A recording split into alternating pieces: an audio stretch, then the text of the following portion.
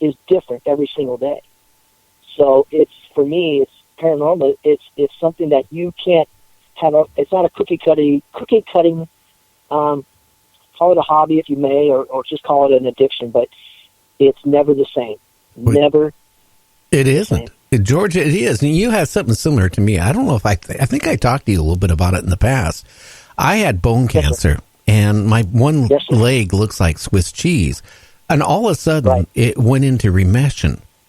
And, I felt so good because for years, they wanted to amputate my leg years ago, and I refused to do it because I tell you what, I did ride a motorcycle like you would, like 18,000 miles a year. I mean, that was my passion. But then on my mini farm, we have this, what James says, an evil goat.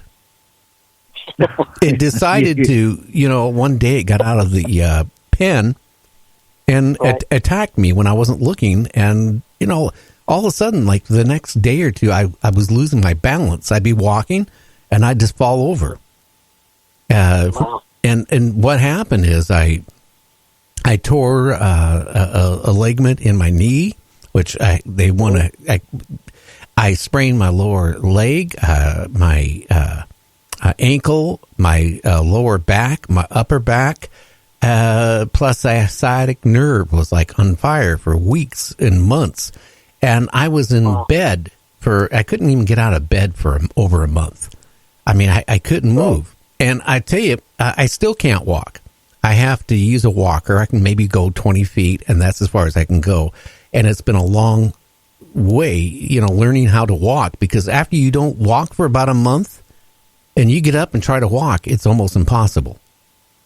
Right. And so I know what you're going through, because when I sat there in bed for that 1 month, I sat there and I started thinking, what am I doing wrong? I mean, my shows were always good when I was on commercial radio. I had always high ratings, but, I felt like my show was a big flop for the past year. And then it hit me. And then I made all these changes, and I told James, we're doing this, and this. And since then, it's just growing like you wouldn't believe. But it gave me the between knowing at one point I was going to die from the bone cancer, and, the way it was spreading in my leg, they figured it was going to spread other places. Very painful situation. And it's still painful. But I tell you what, it made me focus on something in the same way with you.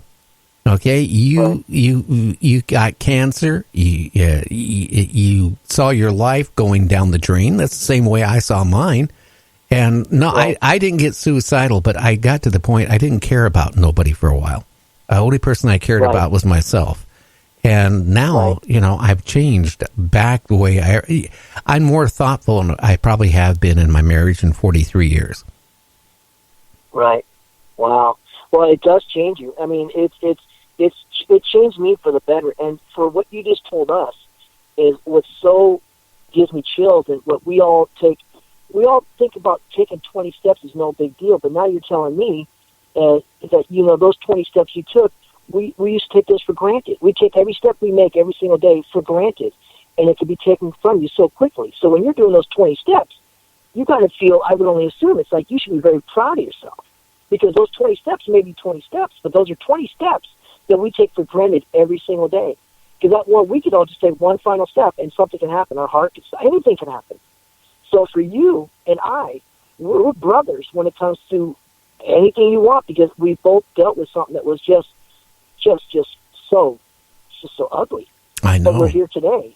Yeah. We're here today, and you have the voice of radio.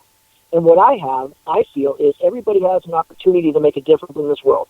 And you're given an opportunity today, yesterday, tomorrow, years to come with that voice you have. You have a great voice for radio. And for me, it's my positivity. What I do every single day, and this is why I have a hard time talking about it, in me, but is positivity. I try to bring bring it to their attention that, hey, wait a second, guys. Don't think about this. Think about this. Don't think what you don't have. Think what you have. And I try to, every morning I do a Facebook thing, and Facebook can be very ugly. There's a lot of ugly people out there. Here I'm trying to spread positivity, and I'm trying to say this or that, and then you may have one or two people saying, you're full of crap. Your life, But, if everything 100% starts with James every morning. Every morning when we wake up, it starts with you. And every day when we wake up, or I wake up, it starts with me. It's my choice to be in a good mood, bad mood. And for me, I have an advantage. Just like anybody else that ever had cancer, an advantage of, well, I could be back 18 years ago where I was going through radiation, losing my hair. I was a mess. So that is how I get through my days every single day. And that to me is I could have $1 in my pocket, but I have life. And I know that sounds extremely where people are like, bull. No, unless you face it, it's not bull. And you know what? I take every single day, and people can follow me on Facebook, whatever they want, and they see my attitude never changes. It's always there for other people to let them know that, you know what, life is good stuff, guys. Don't let it bring you down. You'll get past it. You've dealt with other stuff that, you know, like there's days we all go through stuff. We're like, oh, God, please, you know. But you know what? Doesn't all our bad stuff that happens to us, doesn't it always pass? It passes. And then we deal with something else. And every day we're being tested. And, you know, and that's where I'm at. And that's how I get through my days every single day. And I am extremely lucky to be here today. And I like where I'm at with the paranormal, and I like where I'm at with family and friends and work, and, you know, and of course there's always bad days, but, you know, that's just life. That's just life. And there'll be another day tomorrow if I had a bad day today.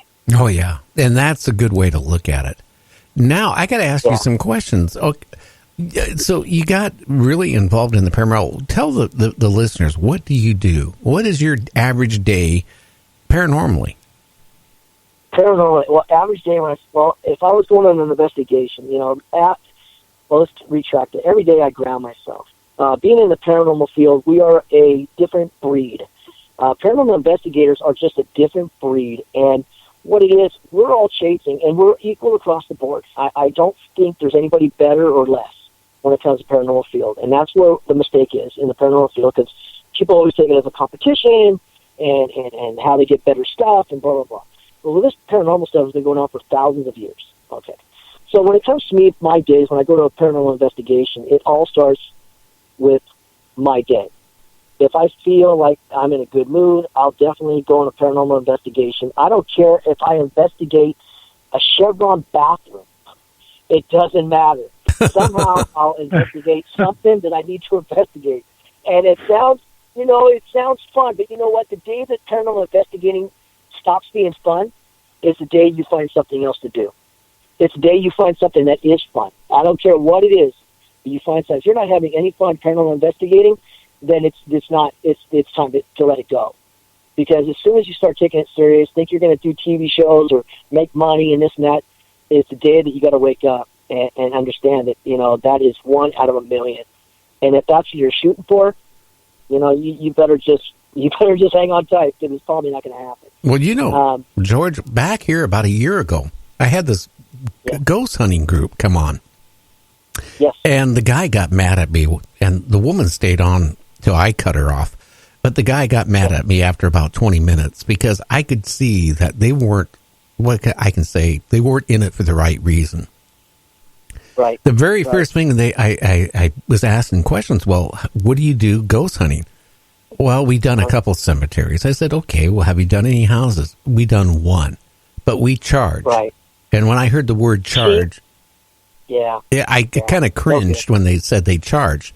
But then they said, you know what we want to do? We want to take our group and we want to get picked up by a cable channel.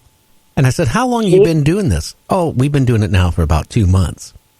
And I'm thinking, in my mind, I'm going, you've been doing this for 2 months. You investigated a couple cemeteries. You charged somebody to go through and cleanse their house, which you probably made it worse. And now you think you're good enough to be picked up by a cable channel when there's thousands and thousands of people doing this. Why would you? And the guy got mad and hung up on me. And I was just asking questions and being honest. It really put a cringe in me, because there is some groups out there, it's no more than a hobby, or there's some people out there that they make their living off of it. Right. You know, there's a term that we use in the paranormal field. It's called weekend warriors. And when it comes to weekend warriors, it's nothing wrong with that. Weekend warriors are weekend warriors. I mean, I have a job. I work Monday through Friday, just like anybody else. And, weekend warriors are the people, including myself at times, is when you go investigating on a weekend, or because we all have to work. Now, that is, it's fun. Like I said, it's a lot of fun.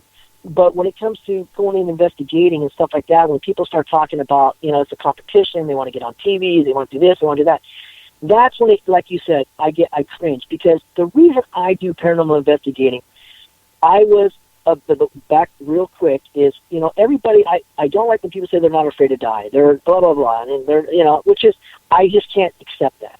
We all don't want to die. But when my thing is, I was afraid of dying. I was. After I tried to hurt myself at one time and such, but I'm afraid of dying.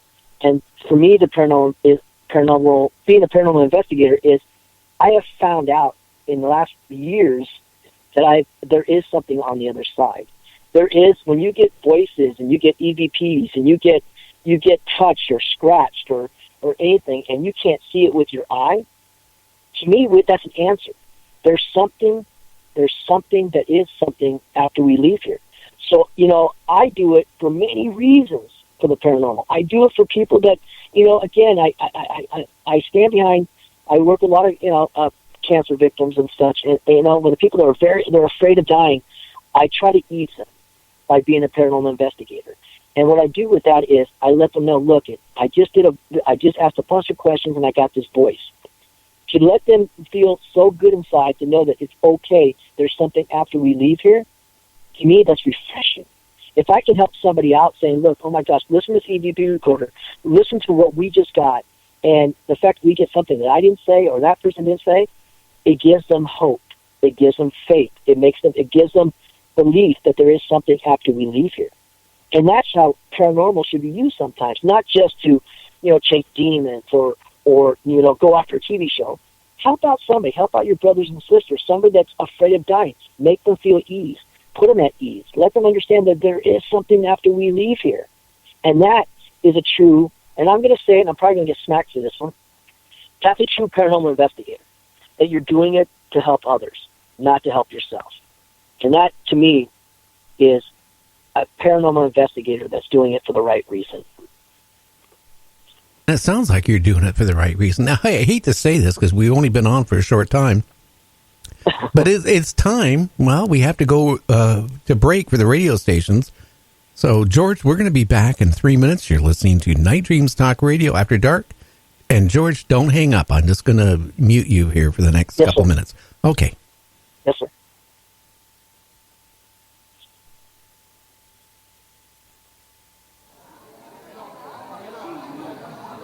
What we are asking for from the government is full disclosure. Because we know what we're seeing, and there are so many of us.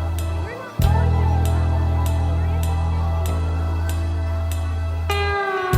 As I gaze upon the annals of time, one thing that comes through, we are not alone in this universe.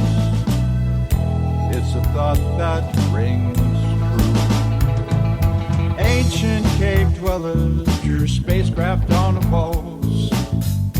It's a recurring theme. I've seen the same thing while walking late at night, and I know it's not a dream. From Maelstrom to Manhattan, Boston to LA, there are people asking questions and they will not go away. But what has been seen might not be what it seems. The government's shadows dance in the sea.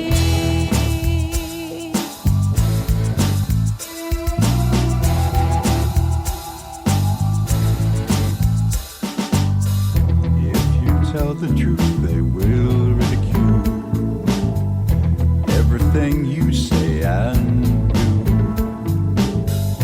It's all part of a deception. It's a puppet master's tool. And I've seen